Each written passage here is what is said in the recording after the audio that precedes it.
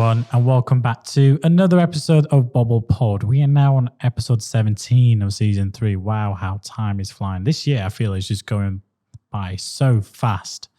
It's unbelievable. And we are going to talk about something that's quite hot right now. A person who's hot right now, which is the episode of this is called The Banning of Andrew Tate from Social Media. Don't worry, I'm not going to be defending Andrew Tate in any shape or form. But I think the action of him being banned from social media raises a couple of questions because a few people have come up to me and asked me for my opinion and said, what do you think about this in terms of legislation and other things that are policed on social media channels? Obviously, having worked as we work directly with social media platforms, obviously we work more from a paid perspective. We still monitor everything that happens from an organic perspective. But before I continue, as always, don't forget to like, follow, and subscribe to the podcast on all our podcast channels. And if you're on YouTube, hello YouTube. Don't forget to like, follow, leave a comment. A positive comment, please. And click on the bell notification to get updated on our episodes that come out every Tuesday. So on this one, I want to talk about the banning of Andrew Tate. In a previous episode, I can't remember which one now, I talked about the strategy that Andrew was running. And ironically, I think it was only a couple of weeks after that, he got banned from social media. But I talked about the strategy of how his content was everywhere, like snippets and context and stuff. Now, following that, he got banned from all major streaming platforms, YouTube, Instagram, TikTok, Facebook, Twitter, all of them. And it all came as one go. Now, he has himself to blame for his own actions. And one thing we were talking about this just before we started recording. We always do like a little bit of a run through, talk about the different... basically, Callum tells me what I can and can't say to help his editing. Is that right? It's more to make sure we don't get into trouble with the law and keep the podcast friendly and safe. That's all. Basically, he doesn't want the same thing that happened to Andrew Tate to happen to me. There we go. Correct. Yeah. Correct. But it's good. But that's the thing. And so for someone in that position, should have known that.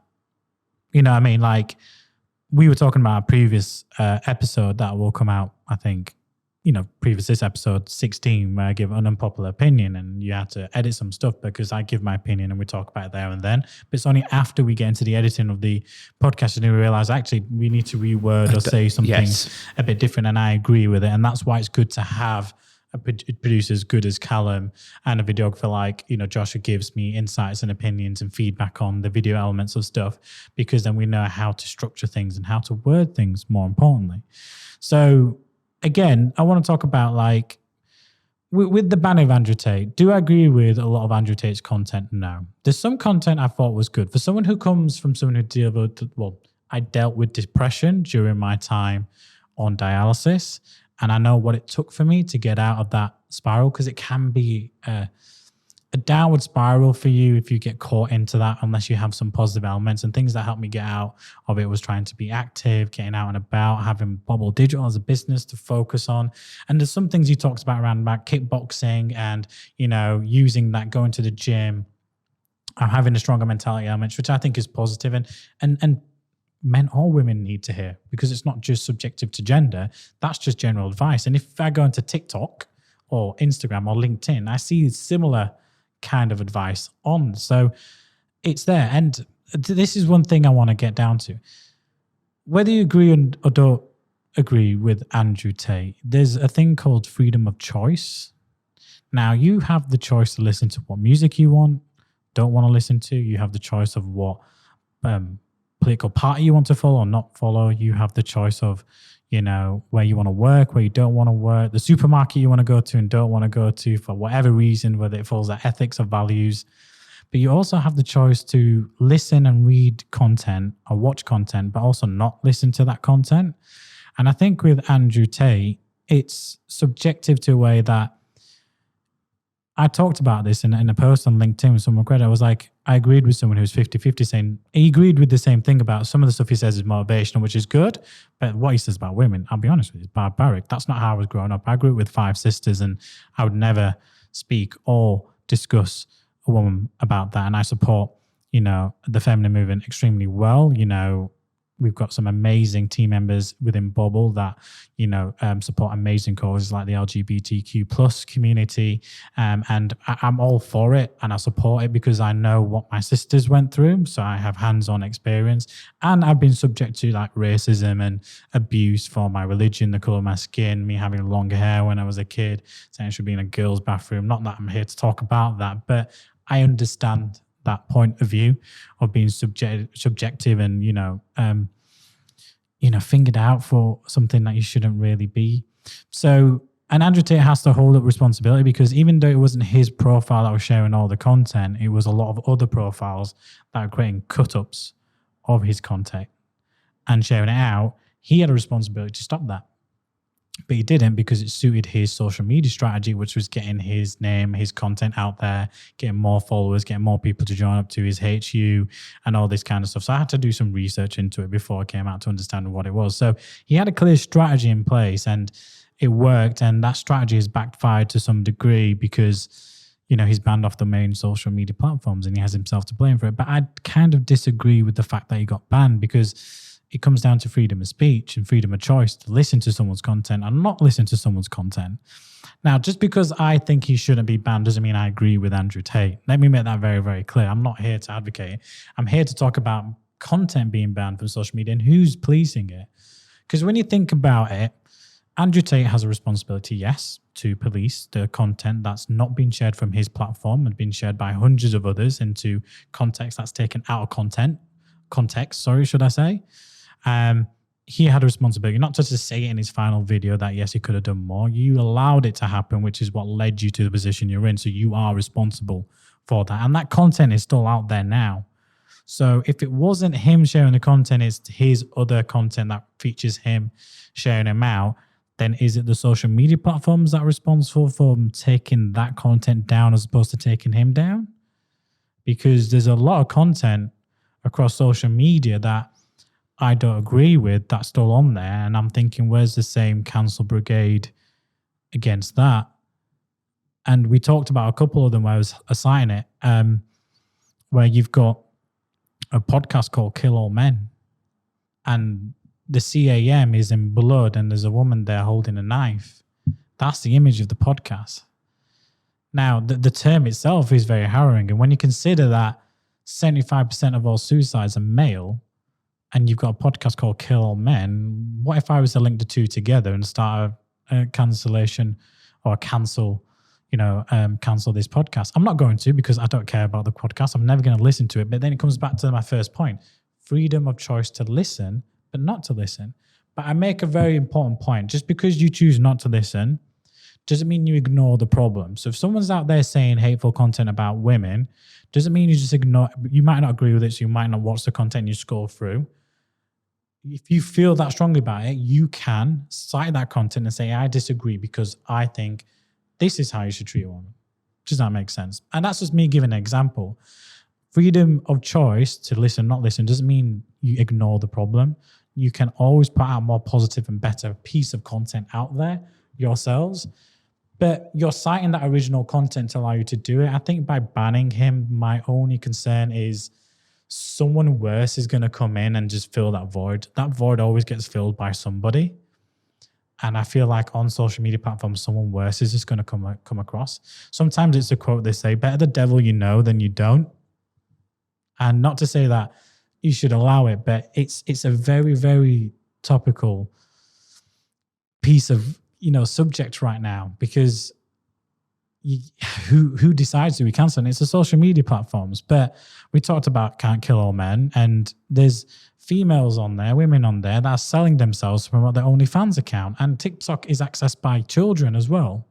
So who has the responsibility and who decides what is good content and what is bad content, what's right and what's wrong?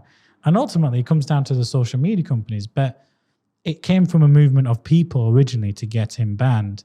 But I feel like, well, where's that same movement of people against, women subjugating themselves to sell their OnlyFans account? There's a Twitter account that's from a terrorist group that's active and live. I mean, the hypocrisy in that is like, I'm not trying to compare saying one's worse than the other, but I'm saying there's a lot of hateful content out there. You have the choice to listen to, not to listen to. But I guarantee if you went out on TikTok and Instagram and looked for it, it's there. It's there. And there's worse things than what Andrew Tate has said that's out there, which is probably more degrading to women. There's a lot of racism stuff out there that you see.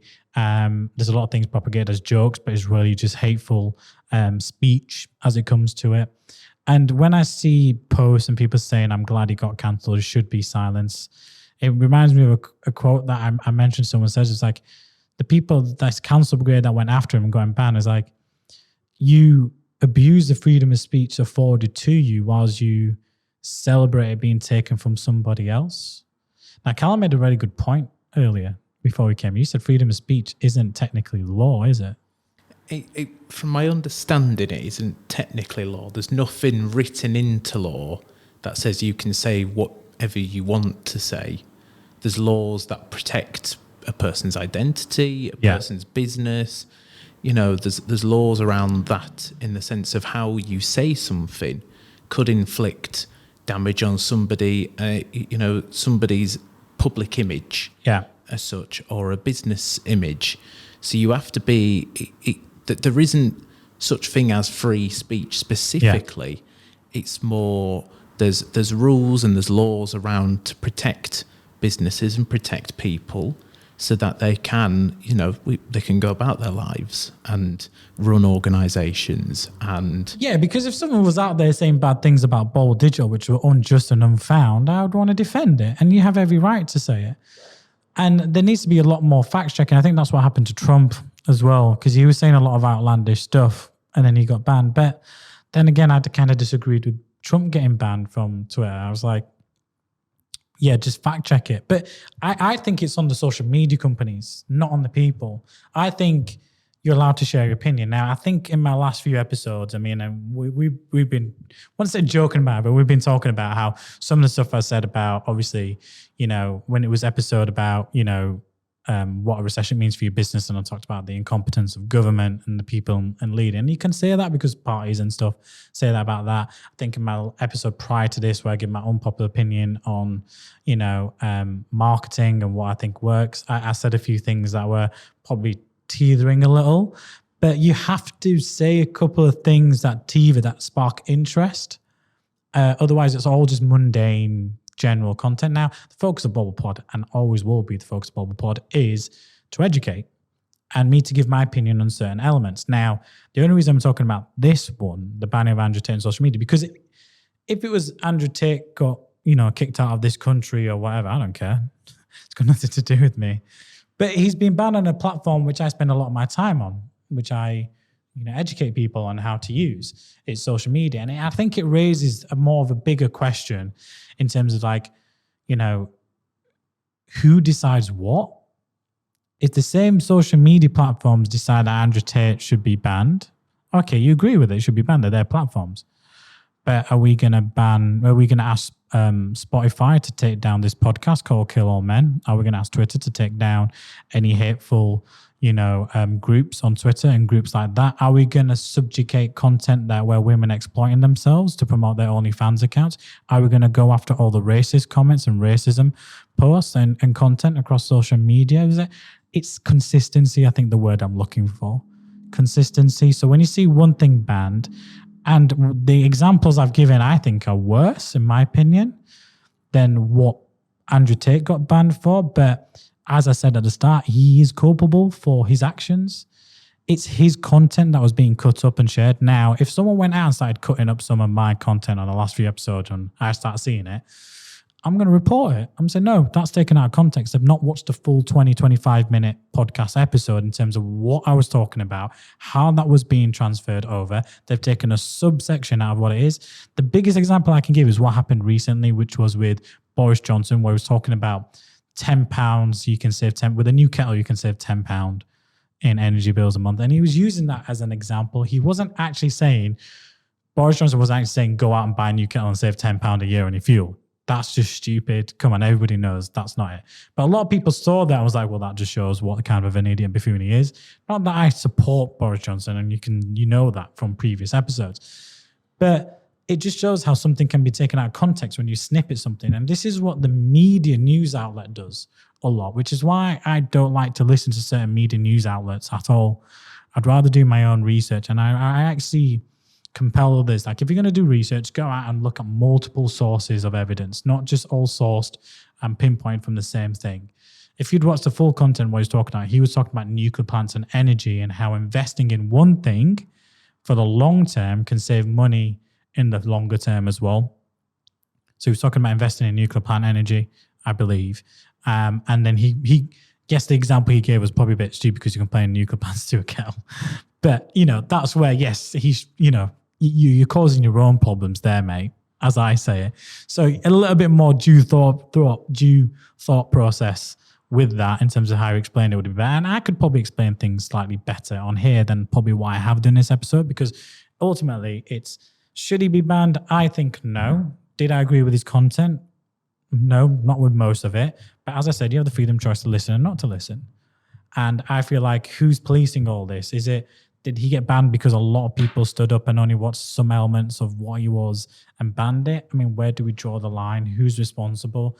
Should the government get involved? But then I don't know why the government needs to focus on other more important issues right now, which is making sure people don't go hungry and have heating, and that's a priority right now in this country. And you guys all know, Callum and Josh know, I'm a much big advocate of that, and I've been voicing my opinion on stuff like that significantly. The example we gave earlier was like how with Liz Truss, at this moment in time when I'm recording this episode, Liz Truss became Prime Minister this week. And one of the tax ideas is to lend billions of pounds to the energy companies to reduce costs to the taxpayer, but then through the taxpayer that we pay off the debt given to the energy companies. And I'm like, well, why don't we just bring it into public control? If we're going to fund their debt over the next 20 years, isn't it logically that we just bring it under government control, public control, instead of letting them keep the profits, but then pay their debts off? I mean, where's the logic in that? So I'll talk about that in my news roundup and episode 21 when we get there. But again, it's a hot topic right now. And if you search for Andrew Tate, I think it's had the opposite effect that the cancel brigade, and we'll call it the cancel brigade because there is a lot of things being cancelled I don't think should be cancelled. I feel like we're not able to have an open and honest discussion or subjective view about it. The way I do it is, and I'm just going to come up to the last example, is someone on LinkedIn talked about it when he got banned, Andrew Tate. It was he talked about how the gap left by him will be filled by someone else, and that he's neither the symptom nor the problem. And someone put a comment which I agreed with, which was like, I'm on the fence with this one. This person never heard of them, guessing that they've not watched all of his content. But in the world we live in, you have a choice to watch or not to watch. With freedom of speech comes freedom to not to listen, and that's with all people. The example he gave is, I don't agree with the Kardashians filming a selfie of children when driving. Do I want her cancelled? No. Do I follow her? No. I think that was a very good example of what he gave. And I was like, actually, this is one thing. And because I gave my opinion on that, someone else, I'm not going to say who, came in and said that because I talked about, the choice of listening to not to listen means you don't ignore the problem. You can always put out positive comments against that. Does that make sense? And saying, well, actually, if it's something like Kim Kardashian and apparently she has taken a picture while driving with a kid, well, publicize, driving safety and how you should drive with a kid and how you should be more watchful, and saying this is not how you should drive, for example. And the comment was like, oh, you scroll past and choose to ignore because you clearly have a balanced mindset. And I would agree, I have a balanced mindset. Hopefully that comes across in my podcast. But it's hard because you talked about a lot of things and left it with the comment as a man, it's probably difficult for you to understand how damaging it is. And I was like, what's my gender got to do with anything? Why is it because I'm a man that it would probably be difficult for me to understand, a woman's opinion, when obviously at the start of this I talked about I grew up with 5 sisters and my upbringing, and my mother was the one who raised me, not my father. So I understand a woman's opinion more than anything, and the struggles that women go through and single mothers go through more than anything else. And then when I called her out for that, for being a sexist comment, and I got labelled as being a Andrew Tate sympathiser and supporting hatred and abuse towards women. And that's where I think the issue is here. I think people won't read the content in its fullest. I don't think people are willing to have a debate anymore. I feel that we're too quick to go cancel someone and throw outlandish comments like the ones that I experienced, and then I called her out for it and I told her these comments are public and you better have something to back it up. And then before you know it, a couple of the other posts were deleted because it's untrue. I do not support that, and that's not who I am. We were talking about freedom of speech and freedom of choice. We weren't talking about Andrew Tate. We're talking about, well, just an example of how you can choose it. And that is what I'm trying to get over in this episode. Is like, there's a lot of content on social media platforms. I'm just going to quickly summarize it. If I can give the best advice is, we are on platforms like TikTok, Instagram, Facebook, Twitter, Snapchat, LinkedIn. There is billions of content out there that's published per day. You are not required to read all of it. You do not have to agree with all of it. You have a choice as an individual, whether it's company content, whether it's personal content, whether it's celebrity or influencer-based content. You have a choice to listen to not listen. And just because you don't agree with a certain post, I think that's where this whole cancel brigade element comes from, when people get banned. And I think that is to some degree unjustified. And that's just my opinion on that matter. So to the mates that were asking me my opinion on Andrew Tate, do I think he should have been banned? No. Is he responsible for his banning? Absolutely yes, because he is responsible for his content. But we need to hold the social media platforms more accountable, because there's worse content out there. And my question is, well, if that can be banned, why isn't other stuff being banned?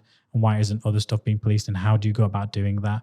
And maybe it's a open discussion for others to think about that. Actually, there's a lot worse content out there. And how do we protect children? How do you protect others from hearing that content? But I think a good episode to some degree. I try not to get into too much detail. I try to just give an opinion. The choice is yours ultimately. Platforms like social media have taken conversations we used to have in our houses, in the pubs, at work, out to the millions of the people on the internet worldwide. And at that level, you are about to have disagreements of what content should be pushed and what shouldn't be pushed, whether you agree with it or disagree with it. But I always feel like there's a danger, because if you're cancelling someone else because you don't agree with their content, then what if that happened to you? Then you'd be like, it's unjustified, it's unfair if someone cancelled or silenced you for the content you were sharing. And I think that, there's two sides of a coin, and unfortunately we're stuck in the middle. And I'm going to leave it at that. So please do share your opinions on where you think, it is. I don't want anyone to comment that is an Andrew Tate sympathizer. This isn't a platform for that. We're talking about freedom of speech, the freedom of choice. And that's what this topic is all about, is, how far does it go? Who's responsible? I'd like to know what you think and your opinions on that side of things. I don't want to know what your opinion on Andrew Tate is or his content. I don't want it shared on this because I don't agree with most of it, and we will block it essentially. So, previous warnings on YouTube for anyone out there. Thank you for listening.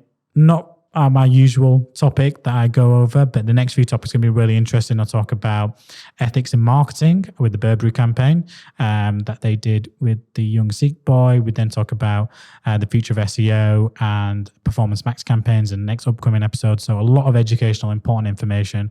So do subscribe, do listen, do follow, and notify yourselves for those upcoming episodes, because they're going to be very, very informative, very, very educational, and will help you in the current climate of what's going on. Thank you for listening.